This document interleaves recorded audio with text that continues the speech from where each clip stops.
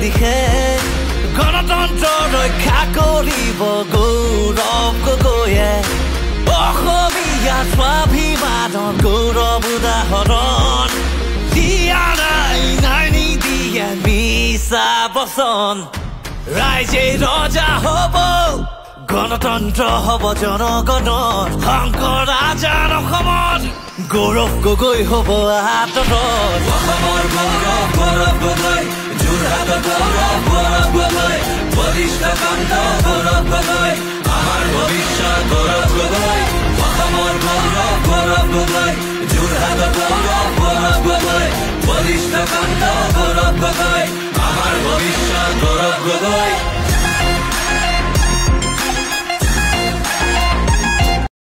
আচৰিত ৰাইজসকল এইবাৰ গৌৰৱ গগৈক দেখা গ'ল বিধ্বংসী ৰূপত ভাষণ দিয়া নলবাৰীৰ এখন সভাত আৰু লগতে কৈছে যে ক্ষমতাৰে মূৰত ধৰা যিসকল লোক তেওঁলোক অহংকাৰী আৰু এই অহংকাৰী লোকসকলৰ অহংকাৰ ভাঙিবৰ বাবে আমি সকলো একগোট হৈছোঁ নগাঁৱত আৰু লগতে সকলোকে একগোট হৈ মানে দলে বলে কাম কৰিবলৈ যুঁজিবলৈ সাজু হৈছে গৌৰৱ গগৈ কাৰণ তেতিয়াহেতো অহংকাৰী লোকসকলৰ অহংকাৰ ভাগিব পাৰিব আৰু লগতে যে অন্যায় হৈছে যি অহংকাৰী হৈছে এই বিৰুদ্ধে যুঁজিবলৈ গৌৰৱ গগৈ সাজু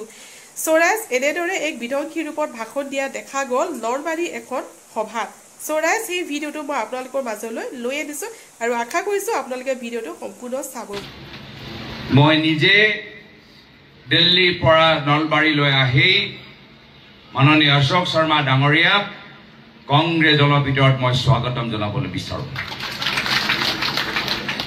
আৰু এই নলবাৰী অঞ্চলৰ এটা ইতিহাস আছে এই নলবাৰী মানুহৰ এই অঞ্চলৰ মানুহৰ এটা স্বাভিমান আছে আৰু মই আপোনালোকক কথা দিছোঁ যে যিদৰে যোৱা লোকসভা নিৰ্বাচনত যোৰহাটৰ ৰাইজে নিজৰ স্বাভিমান সুৰক্ষিত কৰিলে আহা বিধানসভা নিৰ্বাচনত নলবাৰী অঞ্চলৰ ৰাইজে নিজৰ স্বাভিমান সুৰক্ষিত কৰে আমাৰ দল এটা বৃহত্তৰ পৰিয়াল এটা বৃহত্তৰ ঘৰ আমাৰ ঘৰৰ ভিতৰতো বিভিন্ন মানুহৰ স্থান আছে মৰ্যাদা আছে আমাৰ ঘৰৰ ভিতৰত সকলোৱে যে একেই চিন্তা কৰে ৰাজনৈতিকভাৱে হওক সাংগঠনিকভাৱে হওক এইটো কথা নহয় আমি সদায় আলাপ আলোচনা কৰাৰ পিছত এটা সিদ্ধান্ত আমি লওঁ আৰু সেইকাৰণে মই আশা কৰোঁ যে মাননীয় অশোক শৰ্মা ডাঙৰীয়া যেতিয়া আমাৰ ঘৰত আগবাঢ়ি যাব যি সন্মান তেওঁ আগতে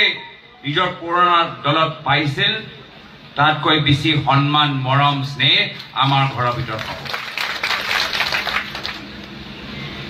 এই ক্ষেত্ৰত মই নলবাৰী জিলা কংগ্ৰেছৰ সভাপতি ৰাতুল পাটৱাৰী ডাঙৰীয়া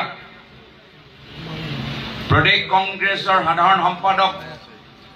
প্ৰদ্যুৎ ভূঞা ডাঙৰীয়া এই দুয়োজনকে মই বিশেষভাৱে ধন্যবাদ আৰু কৃতজ্ঞতা জ্ঞাপন কৰিবলৈ বিচাৰিছোঁ এই দুয়োজনে বহল মন উদাৰ চিন্তাধাৰা প্ৰকাশ কৰি নিজৰ ব্যক্তিগত স্বাৰ্থৰ কাৰণে নহয় দলৰ স্বাৰ্থক প্ৰাথমিকতা দি আজি অনুষ্ঠানটো আয়োজন কৰিছে লগতে আমাৰ মনোজ কলিতা ডাঙৰীয়া ৰাতুল কলিতা ডাঙৰীয়া বিভিন্ন আমাৰ জিলা কংগ্ৰেছ ব্লক কংগ্ৰেছে সকলোৱে সহায় কৰিছে যাৰ ফলত মোৰো একে আপত্তি যি আপত্তি আমাৰ প্ৰদেশ কংগ্ৰেছৰ সভাপতি ভূপেন বৰা ডাঙৰীয়াই আমাক জনালে যে আজি এই বিশাল সভাৰ কাৰণে আমাৰ জগাটো অলপ সৰু হৈছে সকলোৱে যে ইমান আগভাগ লৈছে আজি এই সভা কিমান গুৰুত্বপূৰ্ণ আমাৰ মঞ্চত বহি থকা বিধায়কসকলৰ সংখ্যা দেখিলে আমি গম পাই গৈছো আমাৰ মঞ্চত বহি থকা বিধায়কসকলকে আমি ধৰিব পৰা নাই ভালকৈ আমি সন্মান দিব পৰা নাই সময় দিব পৰা নাই হেতুৱে প্ৰমাণ কৰে যে আজি নলবাৰী জিলাত এইখন সভা এটা ৰাজনৈতিক ভূমিকম্প সৃষ্টি কৰিছে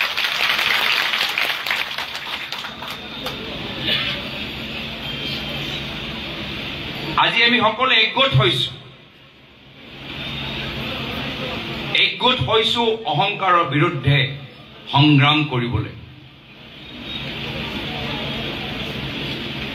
ভাৰতৰ ইতিহাসত সদায় আমি দেখা পাইছো যেতিয়া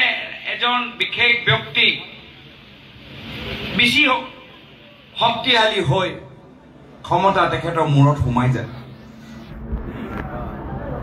অহংকাৰী হৈ যায় আৰু তাৰ পিছত তেখেতৰ অহংকাৰ ৰাইজে ভাঙি দিয়ে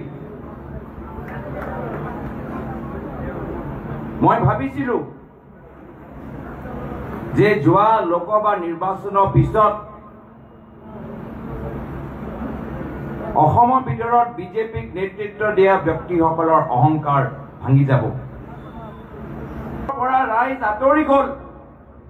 তেওঁলোকৰ পৰা কৰ্মীখিনি আঁতৰি গ'ল আজি সেই কাৰণ এতিয়াও তেওঁলোকৰ নেতৃত্বত আমি দেখা পাইছো আৰু সেই কাৰণে আজি এই সভা মাত্ৰ এটা আৰম্ভণি আজি বহুত মানুহ যি বিজেপি দলৰ ভিতৰত আছে আজি অশোক শৰ্মা ডাঙৰীয়া এই বলিষ্ঠ পদক্ষেপৰ পিছত সাহস পাইছে গম পাইছে যে হয়